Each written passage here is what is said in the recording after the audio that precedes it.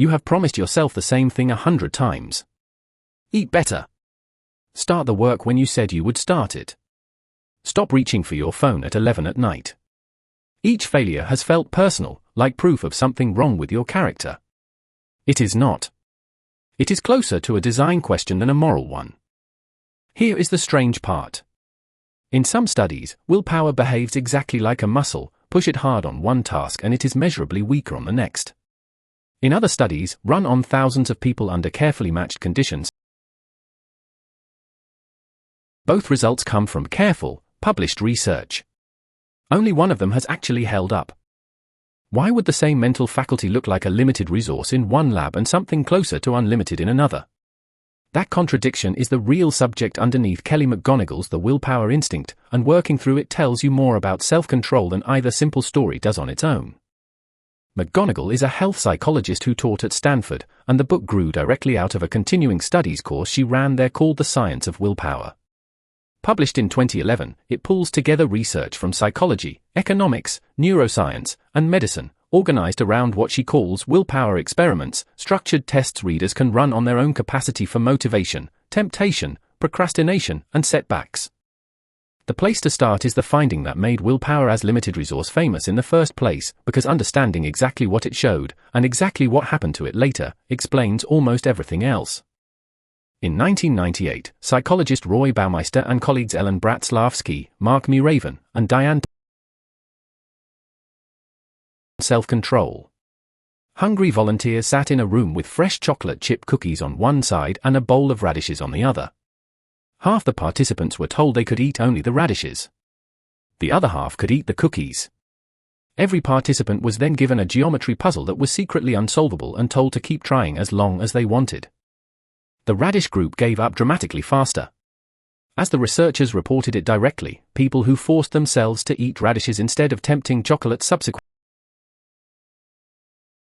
had to exert self-control over eating. Resisting a plate of cookies had used something up, and whatever it was carried straight over into an unrelated task, persistence on a puzzle nobody could actually solve. Baumeister's own conclusion was direct. The self's capacity for active volition is limited, and a range of seemingly different, unrelated acts share a common resource. Self-control, decision-making, and emotional suppression all appeared to draw from one shared tank. Spend it resisting radishes, and there is less available for the puzzle, or the diet, or the difficult conversation later that day. For years, this idea, ego depletion, organized an enormous amount of research and a good share of popular advice. Do not make big decisions when you are tired. Handle your hardest task first. Willpower drains like a battery over the course of a day. Researchers went looking for what, physically, that battery might actually be. In 2007, psychologists Suzanne Segerstrom and Liz Solberg NES published a paper in the journal Psychological Science asking whether depletion showed up in the body, not only in behavior. Their opening line stated the premise plainly: experimental research reliably demonstrates that self-regulatory deficits are a consequence of prior self-regulatory effort. What Segerstrom and NES wanted to know was whether a measurable physiological signal tracked that effort as it happened, and they proposed heart rate variability, the natural variation in the timing between individual heartbeats, as exactly that signal, titling their paper itself Heart Rate Variability Reflects Self-Regulatory Strength, Effort, and Fatigue. The idea mattered because it gave ego depletion a body, not just a behavioral pattern. If willpower were purely a story you tell yourself about running low, it should have no reason to track something as physical as the rhythm of your heart.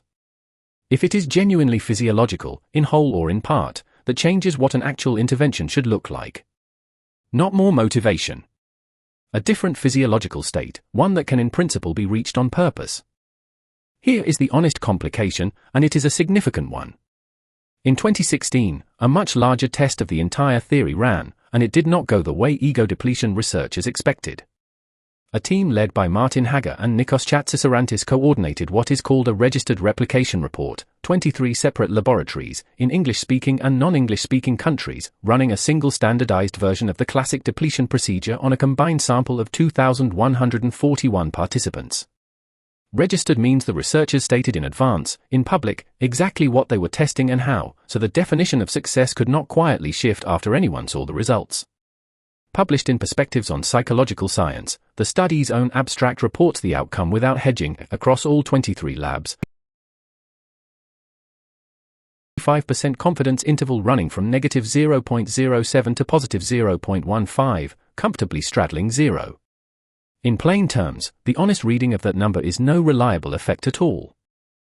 23 labs, over 2,000 people, one pre-registered design, and the core effect that had organized a decade of advice essentially vanished under careful, coordinated scrutiny. This is not a minor asterisk on the original study. It is one of the more consequential null results to come out of psychology's replication movement, and it left a genuine puzzle behind. The 1998 finding was carefully run and clearly reported. And yet a large, rigorous, multinational attempt to reproduce it came up empty. Something mattered, between the labs, or the decades, or the people, that nobody had thought to measure the first time around. The clue that resolves the puzzle came from a study published for years before that failed replication, and it points somewhere almost nobody had thought to look, not at the tank itself, but at what people believe about the tank. In 2010, psychologists Veronica Job, Psychological Science, asking a deceptively simple question. What if depletion depends on whether you believe willpower is limited in the first place? Their own summary states the logic precisely. We propose that whether depletion takes place or not depends on a person's belief about whether willpower is a limited resource. Across 4 separate studies, one measuring people's existing beliefs, one manipulating those beliefs directly, one probing the underlying mechanism, and one tracking real people through real weeks of dieting, procrastination, and goal pursuit, the same self-control was a limited, drainable resource showed the classic depletion pattern, tired after one task and measurably worse at the next. People who believed self-control was not fundamentally limited did not show it, under the same demanding conditions. Their own conclusion states it as cleanly as research conclusions get. Reduced self-control after a depleting task or during demanding periods may reflect people's beliefs about the availability of willpower rather than true resource depletion. That single sentence is the hinge between the 1998 finding and the 2016 experiment was flawed, or that fatigue and stress have no effect on self-control. It means the specific claim that self-control drains down like fuel in a tank, mechanically and on a fixed schedule regardless of what anyone believes about it, was never as settled as it was treated. Change enough people's belief about the tank, and in a large enough modern sample, the classic effect can wash out almost entirely. This is close to McGonigal's actual argument in the book, written years before that 2016 replication existed to confirm the belief piece of the puzzle. Rather than treating willpower as one undifferentiated tank, she organizes it into 3 separate capacities working together: an I will power, for doing the difficult thing you would rather avoid, an I won't power, for resisting the thing that works against you, and an I want power, the capacity to keep a larger goal in view when a smaller one is demanding attention right now. On her account, depletion happens to specific capacities under specific conditions. It is not a single reservoir running dry on a fixed schedule. She also draws a direct line to a physiological state she calls the pause and plan response. Where fight or flight narrows attention and pushes the body toward immediate action, pause and plan slows things down enough for the deliberate, higher-order parts of the brain to actually weigh options before acting. This connects straight back to Segerstrom and NES's heart rate variability finding, and McGonigal recommends a specific, concrete technique for reaching it. In her own words, slow your breathing down to 4 to 6 breaths per minute. That's 10 to 15 seconds per breath, slower than you normally breathe, but not difficult with a is that this slower rhythm raises heart rate variability and measurably shifts the body toward a state where self-control is easier to access, not through more effort, but through a different starting point. Put these pieces together and a more complicated, more honest picture appears. Self-control draws on a real, finite, moment-to-moment capacity. The 1998 finding was not fabricated, and it was not a fluke. That capacity appears to have a physiological signature, tracked at least in part by heart rate variability. But whether spending that capacity produces the familiar exhausted, depleted feeling depends heavily on what you already believe about it, a belief strong enough to help erase the classic effect in a large modern sample. And there are concrete physiological levers, slowing your breathing being the most direct one on the table, that appear to shift the underlying state on purpose, independent of belief. One disclaimer belongs here plainly. None of this is a substitute for treatment. If difficulty with self-control around eating, substances, spending, or anything else is seriously affecting your health or your life, that calls for a licensed clinician, not a Psychology Explainer video. What is worth sitting with is this. The popular story that willpower simply runs out, like gas in a tank on a fixed schedule, was never quite the settled finding it was treated as, and the correction did not come from someone insisting harder that people should just try. It came from measuring the heart directly, and from asking, plainly, what people believed about their own limits before the test ever began. That is the actual mechanism underneath the common experience of self-control failing you exactly when you need it most. Not a fixed tank draining on schedule. A capacity shaped by physiology, shaped by belief, and shaped by whether anyone ever checked that the belief itself was part of what the tank was measuring. Here is a real question for the comments. Think back to the last time your own willpower felt like it ran out.